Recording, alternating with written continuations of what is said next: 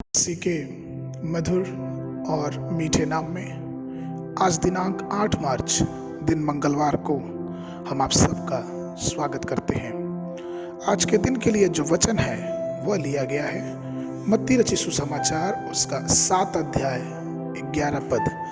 वचन इस प्रकार से कहता है, सो जब तुम बुरे होकर अपने बच्चों को अच्छी वस्तुएं देना जानते हो तो तुम्हारा स्वर्गीय पिता अपने मांगने वालों को अच्छी वस्तुएं क्यों ना देगा। प्रभु में मेरे प्रिय लोगों, हमारा परमेश्वर यहोवा अच्छी वस्तुओं का देने वाला परमेश्वर है। वो वास्तव में इतना महान है कि उसके पास सब कुछ मौजूद है और वो अपने बच्चों को अच्छी सी अच्छी वस्तुएं उपहार में देता है। वो हमें मुक्ति देता है, शांति देता है, पवित्र आत्मा का अभिषेक देता है और हर प्रकार की आत्मिक उपहार, आत्मिक आशीषें वो हमें और आपको देता है। और आत्मिक आशीषों के साथ साथ हमारा परमेश्वर इतना महान है जो संसारिक या फिर यूं कहें कि भौतिक आशीषों से भी हमें नवाजता है। बहुत समय की बात है कि जब हम बाइबल पढ़ते हैं तो पुराने समय की बात है कि किस प्रकार से परमेश्वर प्रभु यीशु मसीह जब इस दुनिया में था तो वो जब पहाड़ों पे चढ़ जाता, वीरान जगहों में चला जाता जहां से वो अपने वचन का प्रचार करता, परमेश्वर के वचन का प्रचार करता, तब वो लोगों को स्वर्गीय मन्ना खिलाता था। लोग आध्यात्मिक आशीषों से भर जाते थे। परमेश्वर के भेद की बात प्रभु यीशु मसीह अपने वचनों से प्रकट करता था, लेकिन सिर्फ ये काफी नहीं था।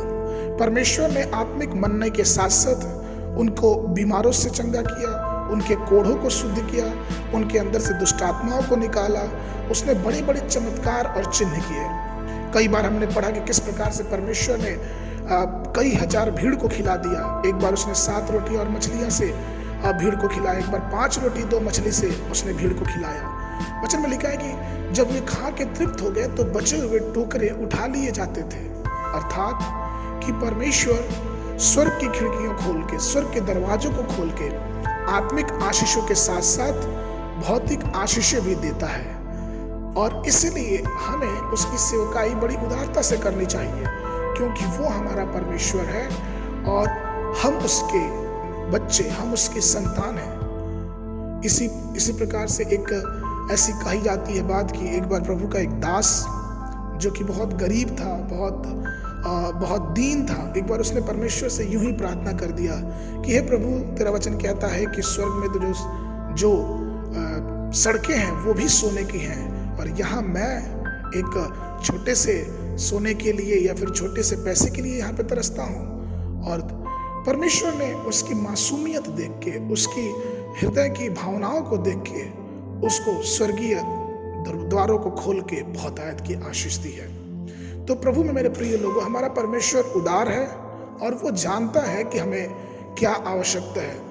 वह हमें देने वाला परमेश्वर है। इसलिए आइए हम अपने हृदय से, अपने सच्चे मन से परमेश्वर से मांगे, क्योंकि सबसे बड़ा देने वाला वही है। आज के मनन के लिए जो पद है वो लिया गया भजन संहिता की पुस्तक उसका 34 अध्याय उसका 8 पद। परख कर देखो कि यहोवा कैसा भला है, क्या ही धन्य है वह पुरुष जो उसकी शरण लेता है। आज दिन में जो वचन का ध्यान है वो है व्यवस्था विवरण की पुस्तक उसका 5, 6, 7 अध्याय और मरकुस रचित सुसमाचार उसका 11, 1 से लेकर 18 पद तक। परमेश्वर आप सबको आशीष देवे।